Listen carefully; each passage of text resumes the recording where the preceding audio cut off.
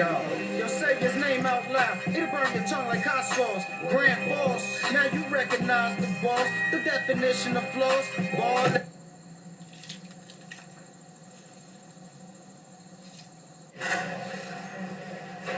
Welcome, sir. You're looking for someone. Oh, Grant. Oh, Professor, thank you. Thank you. You're welcome. How are you, Professor? Okay. What do you have here? Not bad. I take it this is the Lacey you were telling me about, the star pupil in your class? Oh, yeah. Well, that's not her best work, but her mediocre is better than most of my students' good. But still, you can tell she cares a lot about her work. Which is why she'll be a good historian one day. Well, just as long as she doesn't care too much at the expense of everything else, like some people I know. Well, not all of us can glide through our work like the rest of our lives, Grant. Touche. But speaking of work, I have something I want you to take a look at if you get the chance, Reed. What is it? Well, it's a proposal that I've been working on. This is the first I've heard about it. Well, that's because it's too good. Now, I knew that if you saw it before it was finished, you'd probably steal it from me. Oh, and what's to prevent me from stealing it now that you finished the work on it?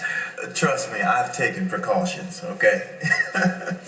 Well, are you going to let me read the damn thing already, or we're going to sit here and banter all day? Well, either one is fine with me.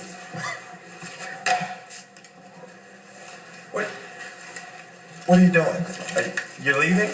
Professor, come on. I have it right here. Come on. Professor. Come on, Professor. I was just joking. Come on now. Reed, you really have to take a look at this, all right?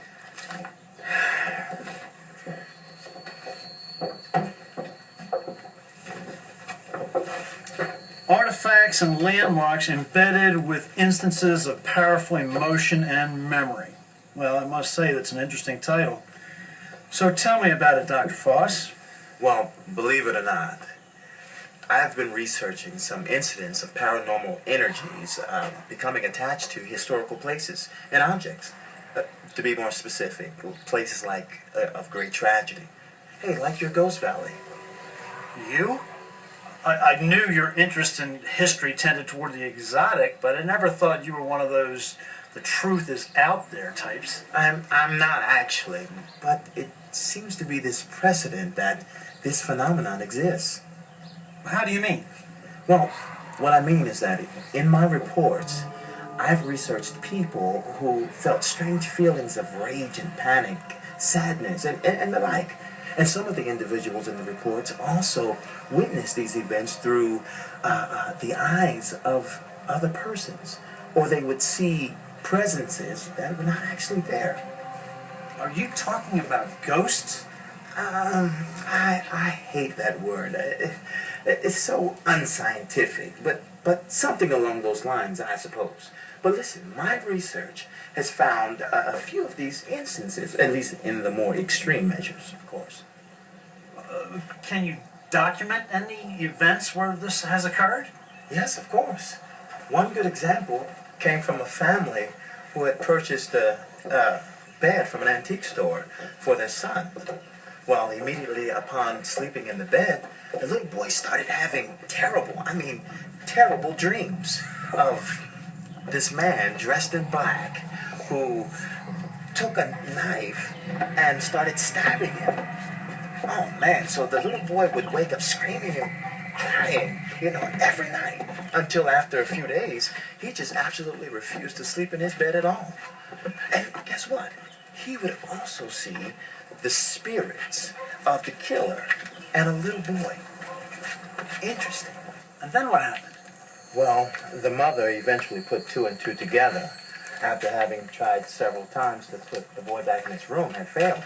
She, being the, investigative sort, went back to the museum and inquired of the owner as to where the bed came from.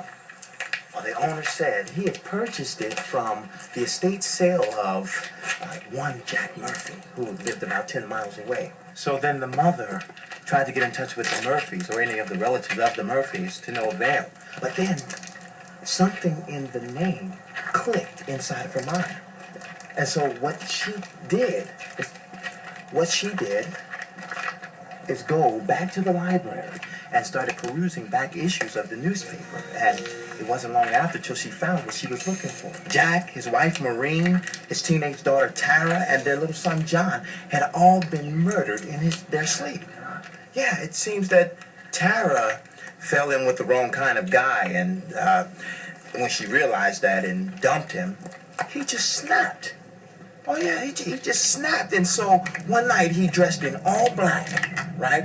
And grabbed this big hunting knife and creeped into their house and murdered them, all of them, in their beds. My God. So the little boy's nightmares were actually the memories of the previous owner being murdered. That's right indeed. So needless to say, the family who now owned the bed had it destroyed so that it wouldn't plague anyone else of its nightmares. This is incredible. Do you have any more incidents like that documented in here? Oh yes, as many as I could find that were legitimate and who could back up the theory, of course. So I've taken to calling this phenomenon psychometric feedback. Based on the so-called psychic ability that people can get information through an object about the previous owner. Yes. See, I believe that during certain circumstances, objects are imbued with a sort of psychic fingerprint during traumatic events. You understand what I'm saying?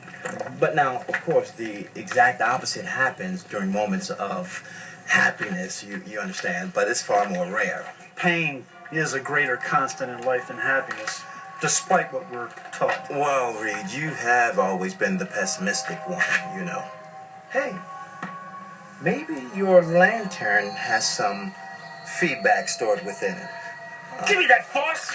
Jeez, Reed, I was just taking a look at it. I'm sorry, Grant, but I think this artifact has much more historical value than I originally thought, and I can't chance it being damaged. Damaged? Yeah. Or broken, what? I mean, Reed, my goodness, you act as if I've never handled an artifact before. Listen, I am a historian, the same as you. I know, Grant, but I think at this time I should be the only one to handle this object. I know you paid your dues to become Dr. Foss. You're darn right I have. Listen, you know, I forgive you, but listen, I'm starting to worry about you. I mean, you've been on edge lately, and I am not going to sit around here and allow you to do that. Are you still having trouble sleeping? Yes, for the most part I am. Well, maybe you should consider lightening your workload a bit. Maybe see a doctor. You know, perhaps they can give you a prescription for sleeping pills. No, that's not necessary, but maybe you're right about the workload. Well, I think it'll do you some good. I mean, considering what you've been through this year. You're right. But talking about workload, if I don't get those papers graded, I won't have time to look at your proposal. Okay. Well, Reed, give me a call when you finish reading that proposal, and let me know what you think. Sure, Grant. Will do. Look, you be sure to stay out to Lauren for me. I'll do that. Yeah. Take care of yourself, Reed. Yeah, you take care too.